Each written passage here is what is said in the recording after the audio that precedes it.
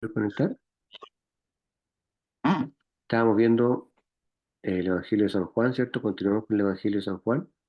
Vamos a entrar ahora al capítulo número 8 eh, y empezamos a leer desde el versículo 1 del capítulo 8 en adelante. Dice, y Jesús se fue al monte de los olivos. ¿Ya? Eh, bueno, ahí se estima que él pasó la noche en ese lugar, ¿cierto? Al aire libre. Recordemos que él no tenía dónde reposar su cabeza. Así de humilde era el Señor. Entonces él dice, Jesús se fue al monte de los olivos. Y por la mañana volvió al templo, ¿ya? Es decir, se refiere más o menos al despuntar el alba. Y todo el pueblo vino a él, y sentado él les enseñaba. Ahí como siempre pasaba el Señor, cuando empieza a entregar sus enseñanzas, él se revela, ¿cierto?, como la palabra de Dios, ¿ya? Se revela como la luz del mundo o como la vida eterna también, ¿ya?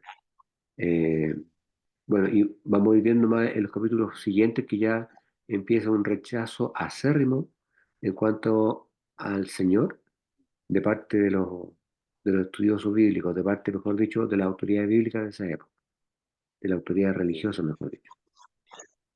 Versículo 3 dice, entonces los escribas y los fariseos le traen una mujer tomada en adulterio, ¿ya? Aquí empezamos eh, a entrar a esa porción bíblica de la palabra que nos habla acerca de la mujer adúltera. Eh, y en esta porción, cuando uno ve la versión griega, la versión original, eh, se da cuenta que la traducción correcta es que la mujer fue sacada a la fuerza, ¿ya? Las versiones actuales dicen, le trajeron una mujer tomada en adulterio, pero la versión original dice que fue traída a la fuerza ante la presencia de Jesús, ¿ya? Y poniéndola en medio, eh, ¿cierto? Dice, eh, esto habla de alguna manera de la autojustificación eh, o de la justificación propia que hacían los fariseos al poner a esa mujer frente al Señor, que había sido, según ellos, sorprendida en adulterio, ¿cierto? Versículo 4 dice, le dicen, maestro, esta mujer ha sido tomada en el mismo acto del adulterio, ¿ya? Ahora, cuando le dicen maestro, obviamente que lo hacen de manera sarcástica, ¿cierto? De ningún modo ellos se sienten identificados con Jesús como el maestro. No olvidemos que había un rechazo de parte de los religiosos de esa época contra el Señor, pero le dicen maestro, entonces son las palabras que utilizan. Pero por supuesto que no lo consideraban como el maestro a esas personas, ¿cierto? Le dicen, esta mujer ha sido tomada en el mismo acto del adulterio. Y ahí nos preguntamos inmediatamente qué injusticia más grande, porque si la sorprendieron a ella y la trajeron ante Jesús, ¿por qué no trajeron también al hombre, ¿cierto? Ya en ese tiempo la mujer era muy maltratada, considerada como un ciudadano de segunda categoría, no tenían derecho a hablar, no tenían derecho a estar en público sola. Entonces nos parece muy injusto que no trajeran también al hombre para condenarlo, porque también había participado en el acto del adulterio, ¿cierto? Versículo 5 dice, y en la ley mosaica, perdón, y en la ley Moisés los mandó a apedrear a tales, ¿cierto? Eh, tú pues, ¿qué dices? Ahora, ¿por qué es injusto? Porque el mismo libro de Levítico, del Antiguo Testamento, el capítulo 20, versículo 10, ahí se establece la norma del apedreamiento en el caso del adulterio, y ahí la ley ordena lapidar no solamente a la mujer, sino que también al hombre. Por eso que se considera que fue injusto la actitud de los fariseos en esa época de solamente querer condenar o que la mujer fuera condenada por Jesús solamente, en circunstancias que también tendría que haber sido el hombre, ¿cierto? Tú pues, ¿qué dices? Le dicen los fariseos al Señor. Eh, ahora, después dice en el versículo 6 más esto decían tentándole para poder acusarle, ¿cierto? Claramente fue una trampa, porque si el Señor decía que la piedraran, mejor dicho, si el Señor decía que no la piedraran, porque el Señor venía a hablar de paz y amor y de perdonar, entonces si el Señor decía que no la piedraran, iba a estar violando la ley, ¿cierto? La ley de Moisés. Pero si el Señor decía que la piedraran, se iba a negar a sí mismo, porque él venía a entregar un mensaje de paz y amor, de perdonar, etcétera. Entonces, en el fondo era una trampa que le estaban poniendo. Lo más probable es que ni siquiera esa mujer haya sido sorprendida en adulterio, no lo sabemos porque la Biblia no lo especifica, pero claramente era una trampa para dejarlo en jaque mate, ¿cierto? Para que él no supiera qué decir. Pero estaba hablando del Señor mismo, ¿cierto? El mismo Dios estaba en ese lugar y es donde él responde esa frase maravillosa, ¿cierto? Eh, que la vamos viendo más adelante, que es muy conocida, ¿cierto? La vamos a ver más adelante, pero claramente fue una trampa. Entonces Jesús, inclinado hacia abajo, escribía en la tierra con el dedo, ¿ya? Eh, Después dice, y cuando perseveren, y cuando perseverasen preguntándole, se enderezó y les dijo, ¿cierto? Y aquí en la frase maravillosa, el que de vosotros esté sin pecado, arroje contra ella la primera piedra. Maravilloso por el Señor, porque ellos estaban esperando que dijera cualquiera de las dos respuestas, que sí o que no, pero el Señor les da esta respuesta. Es decir, pone la responsabilidad en las propias manos de los que estaban acusando a la mujer para condenarla, ¿cierto? Eh, Después dice, por supuesto que ellos de ninguna manera se esperan una respuesta como esta, porque no tenían la convicción de que estaban frente a Dios. Por eso que pensaban que iba a recibir una respuesta de hombre, o de un falsificador, ¿cierto? O de un falso mesías, de un falso profeta, pero estaban hablando con Dios, ¿cierto? Y Dios dentro de su sabiduría infinita le responde de esa manera, ¿cierto? El que de vosotros esté sin pecado, arroje contra ella la piedra el primero, ¿cierto? El versículo 8 dice, y volviéndose a inclinar hacia abajo, escribía en tierra. En la Biblia no dice lo que él escribía, siempre ha sido un misterio, ¿cierto? Que lo vamos a saber cuando vayamos a la presencia de Dios. Una de las cosas que le vamos a poder preguntar al Señor, ¿qué cosa estaba escribiendo ahí cuando lo estaban confrontando los fariseos, ¿cierto? Versículo 9, oyendo pues ellos, redargüidos de la conciencia, se salían uno a uno, comenzando desde los más viejos hasta los posteros, ¿ya? Bueno, en definitiva, los describe a cada uno como que dejaban caer las piedras que tenían en las manos, ¿cierto? Y en silencio se iban retirando uno a uno, eh, porque sabían que habían quedado completamente desalmados en cuanto a las intenciones que ellos habían tenido de hacer caer en esa trampa al Señor Jesucristo, ¿cierto? Porque Él le da esa respuesta que es, pero es una respuesta divina, pues a nadie más se le habría ocurrido dar una respuesta así, sino que solamente al Señor. Dice después, y quedó solo Jesús y la mujer que estaba en medio, ¿ya?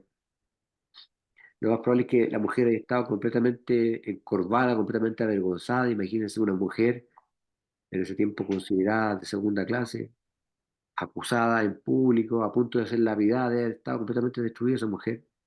Lo más probable es que la hayan tironeado, que la hayan golpeado antes de llevarla donde el Señor.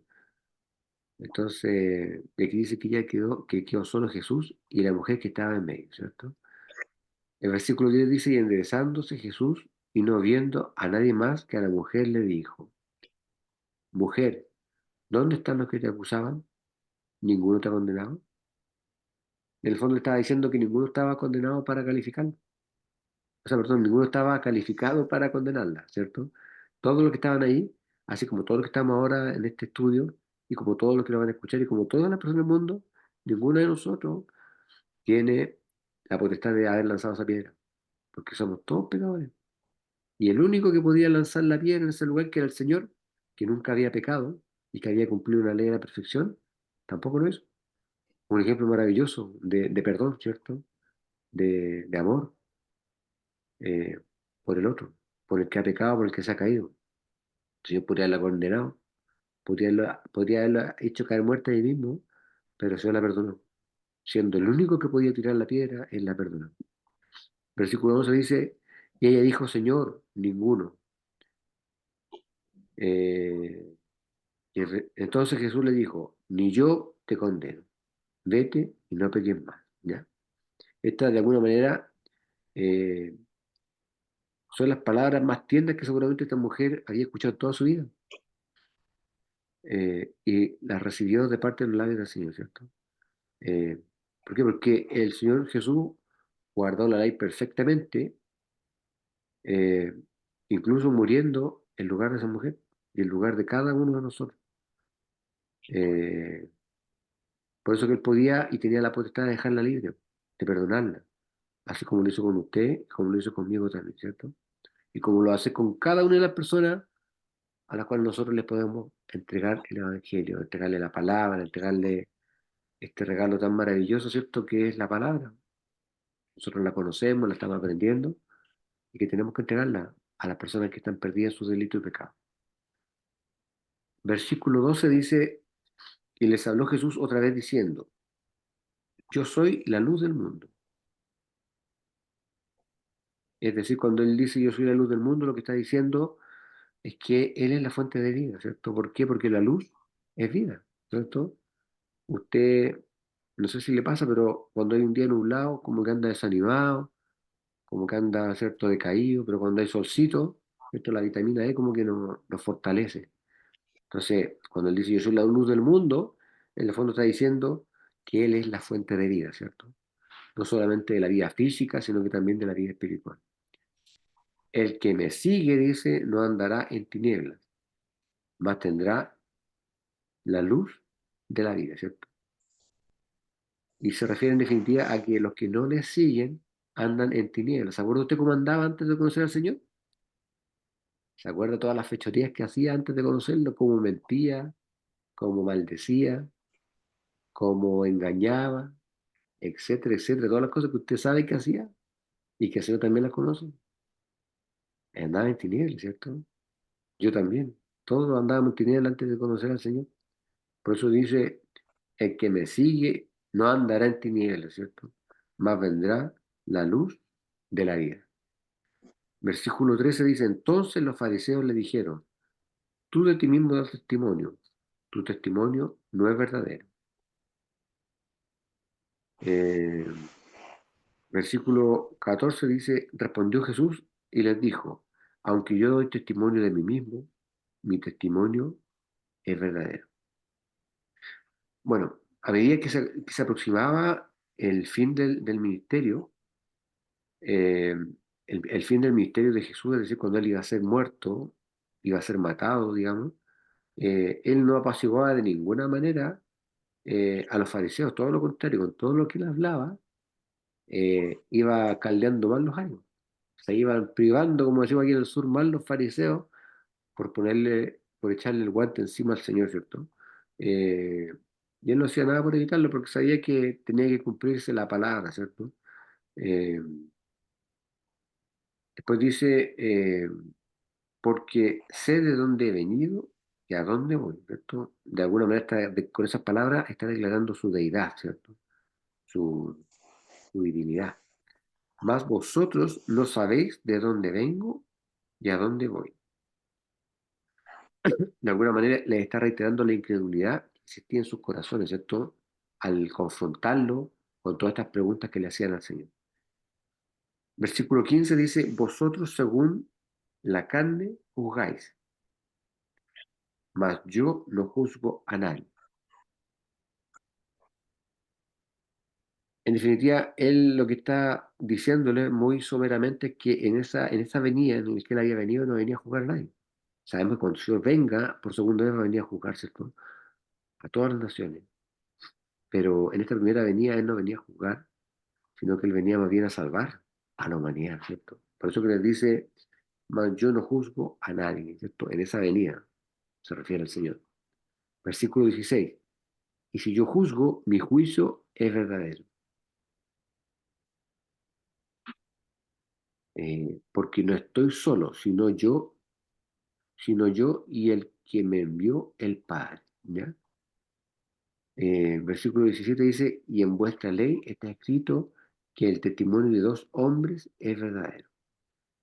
Eh, bueno, bueno, Jesús es el creador de la palabra, ¿cierto? Y él de alguna manera está sacando, ¿cierto?, lo mismo que inspiró eh, al autor de Deuteronomio, ¿cierto?, a Moisés, en Deuteronomio 17:6 y en el 19:15, ¿ya? O sea, en definitiva, Jesús sencillamente está diciendo eh, que sobre los principios comunes de jurisprudencia, como fueron puestos en la ley por Moisés, o mejor dicho, por él a través de Moisés, él está dispuesto a basar las afirmaciones que está haciendo. En el fondo es eso, ¿ya? O sea, está reiterando lo que ya en algún momento le inspiró a Moisés en el Deuteronomio, ¿cierto? Eh, de que el testimonio de dos hombres es verdadero. Son unas normas que se aplicaban en ese tiempo para cuando había que juzgar a alguien, ¿cierto? Y que todavía está vigente, digamos, en el derecho civil. Pero eso en materia de, es más bien secular en realidad. Versículo 18 dice, yo soy el que doy testimonio de mí mismo, ¿cierto? Vuelve a reiterar su deidad. Y mi Padre, quien me envió, da testimonio de mí. Por supuesto que lo hizo, ¿cierto? A través de los milagros, de los prodigios, de las virtudes, todo lo que hizo él antes, en ese momento, y lo que iba a hacer después. Versículo 19, y le decían, ¿dónde está tu Padre? Respondió Jesús, ni a mí me conocéis, ni a mi Padre. O sea, en definitiva, sin rodeo, el Señor le está diciendo que ellos estaban sin Dios y sin ley, ¿cierto? O mejor dicho, sin Dios, porque estaban pero completamente aferrados a la ley, pero estaban sin Dios.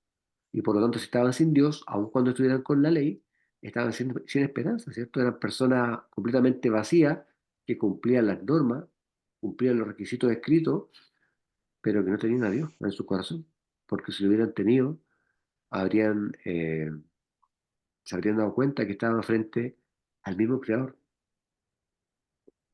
y no lo estaban, por eso que lo mandaron a la cruz, ¿cierto? Si a mí me conocierais, a mi Padre también conoceríais, ¿cierto? Eh, con esa palabra lo que está diciendo es reiterar la relación íntima que existía entre él y entre el Padre. Versículo 20 dice, estas palabras habló Jesús en el lugar de las limosnas, enseñando en el templo. Eh, y nadie le prendió porque aún no había venido su hora. Nadie tenía la capacidad de aprenderlo o de detenerlo todavía, ¿cierto? Porque eh, tenía que cumplirse todo lo que estaba escrito de parte del Señor, ¿cierto? Y el Espíritu Santo, por lo tanto, movía todas las cosas para que no ocurriera todavía la detención o la aprehensión del Señor Jesucristo, ¿cierto? El versículo 21 dice, y les dijo otra vez Jesús, yo me voy y me buscaréis. Ahí se refiere, ¿cierto?, al hecho de que lo habían rechazado y que en consecuencia seguirían en busca de un Mesías, como pasa hasta el día de hoy, ¿ya?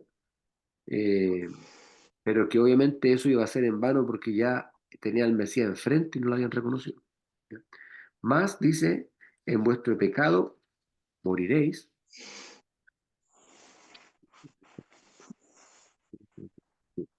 más en vuestro pecado moriréis,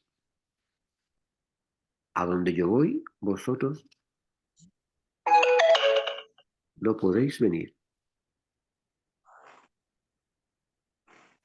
a donde vosotros, a donde yo voy, vosotros no podéis venir, ¿cierto?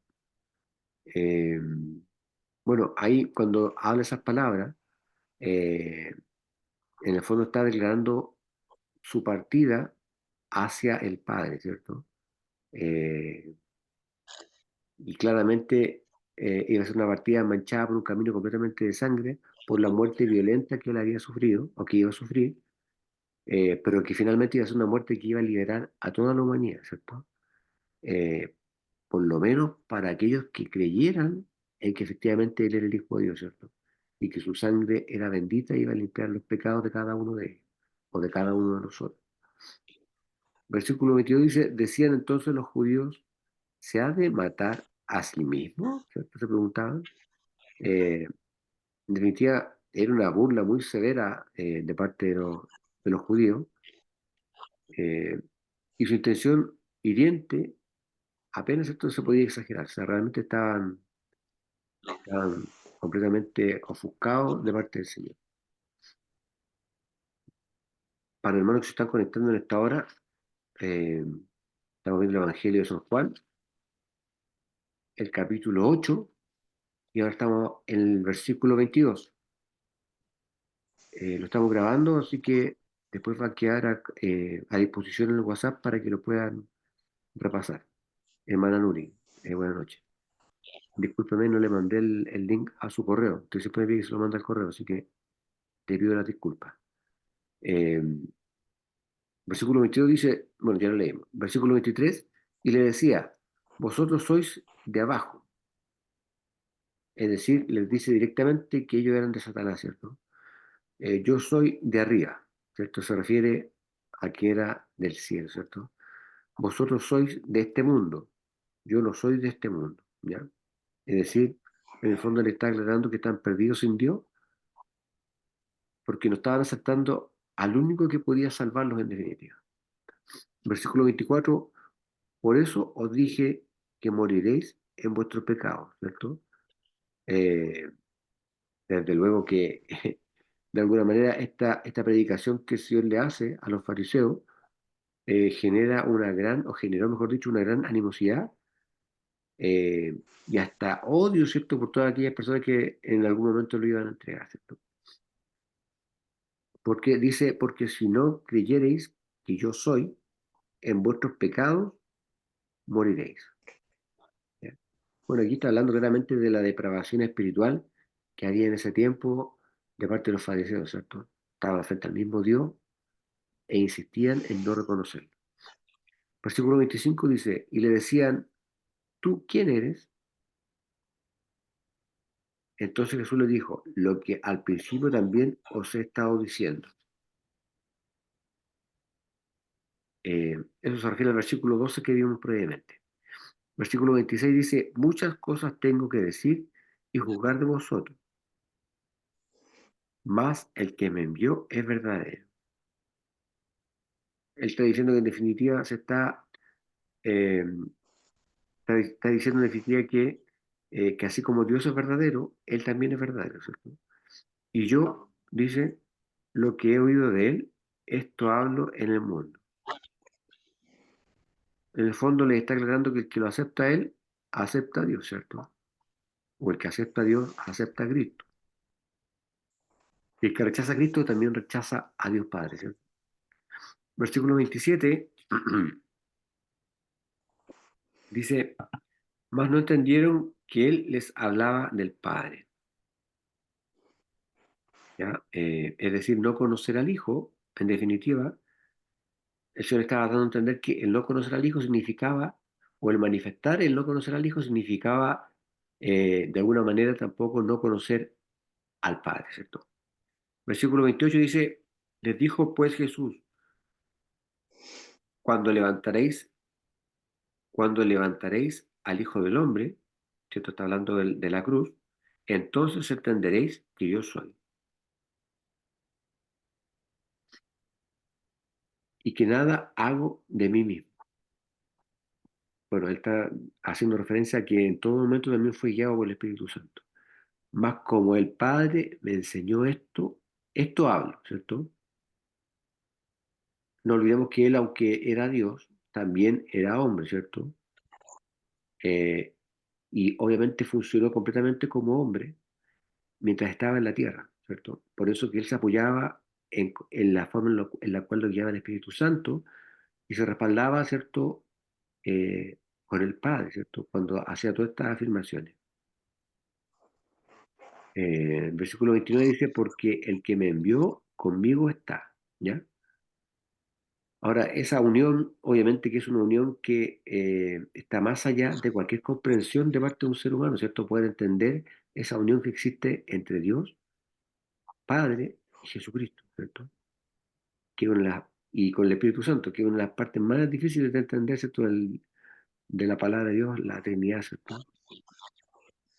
Y no me ha dejado solo el Padre, ¿cierto?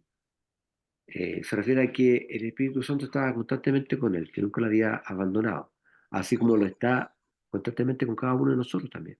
¿Cierto? A veces nosotros nos desanimamos, se nos bajan los brazos, nos desalentamos, pero no nos olvidemos que el Señor siempre está con nosotros. Es una promesa de parte de Dios, que Él va a estar con nosotros hasta el fin del mundo. Así que hermano, hermana, no se desaliente frente a las circunstancias adversas, porque el Señor a través del Espíritu Santo siempre está con nosotros, siempre, en las buenas y en las malas. Porque yo hago siempre, dice, lo que a Él le agrada, ¿cierto? Esto es un ejemplo para nosotros, ¿cierto? El Señor Jesucristo hacía siempre lo que era agradable ante los ojos del Padre, ¿cierto? que es un ejemplo maravilloso para nosotros, que ojalá todo lo que hagamos, todo lo que digamos, todo lo que pensemos, sea agradable para Dios. Porque a veces salen de nuestra boca palabras horribles, ¿cierto? A veces tenemos pensamientos eh, completamente descabellados, a veces perdemos la fe, nos empezamos a afanar por cosas que no son importantes, o actuamos de manera incorrecta, ¿cierto? No hay que hacer, pensar ni decir nada que desagrade al Padre, ¿cierto? Y Jesús nos da un ejemplo claro. Él dice, porque no, yo hago siempre lo que a Él le agrada, ¿cierto? Ojalá que siempre hagamos lo que le agrada al Padre. ¿Y cómo saber lo que le agrada al Padre? Leyendo la palabra, ¿cierto? Aquí está toda la voluntad de Dios. No espero usted que aparezca un ángel y le diga, hoy tenéis que portarte así, tenéis que hacer esto, esto, otro, no. No es el estilo de Dios, lo puede hacer el Señor, ¿cierto? Pero eso no es el estilo de Dios. Dios nos manda a leer su palabra, a escudriñar la Escritura, a instruirnos, no para creernos grandes eruditos de la palabra, sino que cuando nosotros entendemos su palabra, cuando nosotros la conocemos, estamos conociendo la voluntad del Padre y la podemos cumplir. Y cuando cumplimos la palabra del Señor, en el fondo lo estamos agradando, ¿cierto? Por eso es que es importante estudiar la palabra. Después dice el versículo 30, hablando él estas cosas, muchos creyeron en él. Todavía estas personas, aún estando frente al Señor, tenían una fe completamente extraviada, ¿cierto? Y obviamente eso es algo inaceptable, pero bueno, no podemos juzgar porque hay que estar en ese lugar. Algunos dicen, si hubiera estado en ese lugar, hubiese estado frente al Señor, lo habría reconocido al tiro, lo habría confesado, le habría besado los pies, pero hay que estar en ese lugar. Dice el versículo 31, y decía Jesús a los judíos que le habían creído, si vosotros permaneciereis, si vosotros permaneciereis en mi palabra, seréis verdaderamente mis discípulos. O sea, en definitiva, o sencillamente está diciendo que es imprescindible creer toda la palabra, ¿ya? No solamente una porción de la palabra. Eh, y obviamente creer toda la palabra, por eso es importante leer toda la Biblia y continuar creyéndola con fe durante toda la vida, ¿cierto? Lamentablemente, como lo indica, ¿cierto? La parábola, mejor dicho, del sembrador, que es muy conocida, muchos lo continúan creyendo después de escuchar la palabra, o creen durante un tiempo y después se olvidan, o los afanes de la vida, ¿cierto? Van tapando, ¿cierto? Su fe, los van desviando, ¿cierto? Del camino, de la verdad, etcétera. Eh,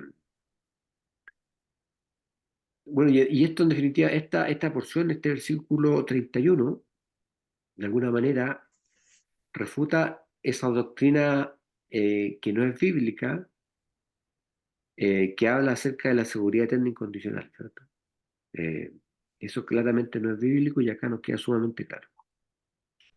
Versículo 32 dice, y conoceréis la verdad, y la verdad os hará libres. Esto es una frase magistral, muy conocida, ¿cierto? Muy utilizada también por muchas personas para dar a entender que el secreto de la vida abundante está en el Señor Jesucristo, ¿cierto? No me refiero a una abundancia material, porque usted puede ser pobre materialmente, pero ser rico espiritualmente. Usted no puede tener nada, pero si tiene a Cristo lo tiene todo. Y nosotros lo sabemos, los cristianos, ¿cierto? El Señor nos ha enseñado a vivir en la abundancia y también en la escasez. El Señor nos ha enseñado a vivir con salud y con enfermedad. ¿Cuántos de nosotros tenemos aguijones, dolores? Todos los días nos levantamos con dolor de espalda o con una puntada o cosas que de repente el Señor va permitiendo para mantenernos doblegados, ¿cierto? Humillados ante su presencia. Entonces, por eso dice, y conoceréis la verdad, y la verdad os hará libre. Nosotros somos libres cuando conocemos la verdad a través de su palabra, ¿cierto? Ese es el secreto de la vida abundante en la persona de un cristiano, ¿cierto? Versículo 33 dice, y le respondieron, simiente de Abraham somos y jamás servimos a nadie. Por supuesto que esa era una declaración irónica, en consecuencia de que ellos habían estado en esclavitud en Egipto, ¿cierto? Eh, Habían estado en esclavitud frente a los egipcios, frente a los asirios, frente a los babilónicos también, ¿cierto? Frente a los persas, frente a los griegos. Hubieron muchas naciones que estuvieron sometidos, ¿cierto? A este pueblo, digamos. Por eso que era más bien una declaración irónica, ¿cierto? Cuando decían, simiente de Abraham somos y jamás servimos a nadie, ¿cierto? Completamente irónico lo que estaban diciendo. Después dice, ¿cómo dices tú seréis libres? Eh, y el 34 dice, Jesús le respondió, de cierto os digo, que todo aquel que hace pecado es siervo del pecado. Y obviamente cualquiera que sea siervo del pecado es una persona que está atrapada, ¿cierto? Una persona que no es libre. Porque hay un solo camino para el creyente para vencer el pecado, ¿cierto? Y obviamente ese camino es creer en Cristo, es creer en el sacrificio que hizo en la cruz, ¿cierto? Es el objeto de nuestra fe. Que lo aclara el Señor, ¿cierto? En el libro de Gálatas también, eh, Gálatas 6:14, ¿cierto? Ahí nos habla eh, de que el camino para vencer el pecado de parte del creyente es precisamente eh, la cruz, ¿cierto? La cruz de Cristo, creer en el sacrificio perfecto que el Señor hizo en la cruz. Y el siervo no queda en casa para siempre, el Hijo queda para siempre. Se refiere en definitiva a que el que acepta a Cristo, el que realmente se transforma en un hijo de Dios, siempre va a quedar en la casa del Señor y nunca va a ser rechazado por el Padre, ¿cierto? Así que si el Hijo os liberta, está hablando del mismo, ¿cierto? Que solamente Cristo nos puede libertar o liberar del pecado, seréis verdaderamente libres. Obviamente esa libertad es una libertad que el mundo no se puede dar a sí mismo y que tampoco la puede entender, por cierto. O en ese tiempo tampoco la podían entender cuando el Señor les decía que el Hijo los iba a hacer libres, que fue finalmente lo que hizo cuando murió en la cruz, ¿cierto? Sé que sois simiente de Abraham, mas procuráis matarme. Es decir, de alguna manera estaban negando completamente esa afirmación, entre comillas, espiritual que estaban haciendo. Decir ser hijo de Abraham, pero al mismo tiempo querer matar al mismo Dios, era una contradicción tremenda de parte de ellos, ¿cierto? Yo hablo lo que he visto en presencia de mi Padre. Vuelvo a reiterar que todo lo que él estaba haciendo lo estaba haciendo, ¿cierto? Conforme a la voluntad de Dios, ¿cierto? Y vosotros hacéis también lo que habéis oído de vuestro Padre. Y aquí les reitera, ¿cierto?, que el padre de ellos era Satanás el diablo, a pesar de todas las afirmaciones religiosas que ellos estaban profesando, ¿cierto? Todo lo que decían o que mostraban saber estaba respaldado por el mismo Satanás, que era el padre de estos fariseos. Vamos a quedar hasta acá porque se va a cortar esto hasta el versículo, seguimos adelante con el versículo 39, ¿cierto? Para la próxima entrega, capítulo 8 del Evangelio de San Juan, versículo 39, vamos a seguir avanzando la próxima semana. Esto va a quedar grabado y terminando acá, lo vamos a subir al grupo para los hermanos y hermanas que eh, se conectaron con posterioridad. Amén. Voy a pedirle al hermano Esteban, si es posible, que nos despida con una oración. Amén, amén. Dar gracias a Dios por este día maravilloso, ¿cierto? Que nos Amén. regaló. Bendecir a mi familia. Nosotros estamos de vacaciones, estamos por Pueblo, Amén. Cochamó y mañana vamos a Tagua. Amén. Sí. Así que bendecir a cada uno de los hermanos que se pudieron conectar el día de hoy, dando gracias por todo, por la comida, por el bienestar, por la salud. Sí. Y gracias por escuchar la palabra, porque el día de hoy nos alimenta y nos refuerza y nos toma nuevamente a seguir luchando y a seguir confiando en un Dios poderoso, que todas las palabras que nos entrega nos sirven para alimentarlos el día a día y seguir esforzándonos y seguir con la palabra y no decaer y, como decía el hermano, no afanarse en cosas terrenales, digamos, o afanes de cosas y dejar la palabra de lado. Así que bendecir a cada uno de los hermanos donde estén, en sus hogares, bendecir a su familia, a sus hijos y agradecer por esta oportunidad que tenemos de conectarnos. En el nombre de Jesús, amén y amén. Amén. Amén. Bien, hermano, nos estamos encontrando con la ayuda del Señor entonces el día domingo en el servicio. Amén. Amén. Que Dios Sí, le bendiga, nosotros hermano vamos. Esteban, hermano Amén. Jorge, Daniela, Mavita. hermana Luri, que descansen, nos estamos viendo. Chao. Bueno, chao. Se me va a apagar el celular. Ya, chao.